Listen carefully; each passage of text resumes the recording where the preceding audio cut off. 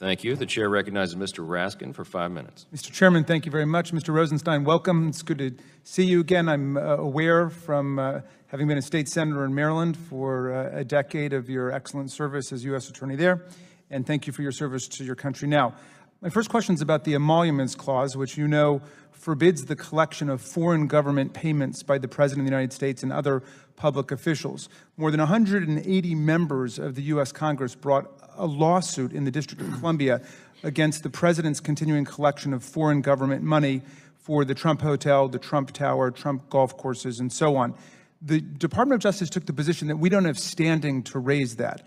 If members of Congress whose permission is required under the Emoluments Clause do not have standing to raise the President's violation of the clause, how do we deal with the problem?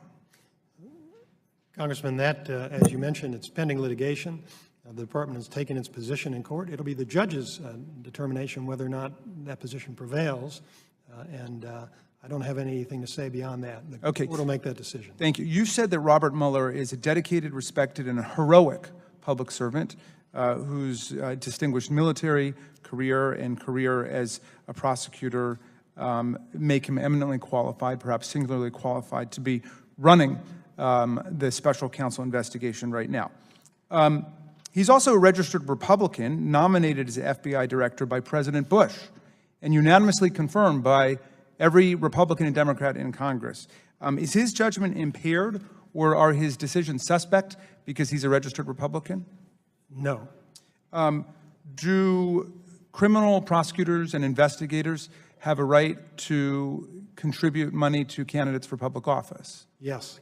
And there are members of this committee who, as prosecutors at the federal or state level, gave thousands of dollars of contributions while they were prosecutors to candidates for office. Do you think that that would be the grounds for overturning verdicts that they received against criminal defendants? No. Okay. So I want to ask you this. On the eve of this hearing, we got a dump of hundreds of text messages that we've been spending most of the day talking about between Mr. Strzok and Ms. Page. And they no doubt make for fascinating reading. It's a little bit like Anna Karenina to go through them. And they are, of course, equal opportunity critics of public officials. They trash Bernie Sanders. They trash Senator O'Connell. They trash Martin O'Malley, the governor of our state. And, of course, they trash Donald Trump, who is repeatedly called an idiot. And at one point, I think Mr. Strzok says, watching the Republican debates, OMG, he's an idiot, which hardly qualifies him for any awards for originality or exceptional insight. You probably could have found that in millions of tweets across the country. But I was amazed to learn from Business Insider that the Department of Justice had invited a select group of reporters yesterday evening to DOJ to screen these emails, to look at these private emails. And I'm wondering whether you know of any precedent of the Department of Justice calling reporters, asking them to come in to look at part of an ongoing investigation outside of a press conference, or even if that's taking place during a press conference. I was amazed. Can you just explain that? I'm accountable, Congressman, but as you know, I'm not the public affairs officer, so I wouldn't know what the precedent was. But generally speaking, our goal is to be as forthcoming with the media as we can when it's lawful and appropriate to do so.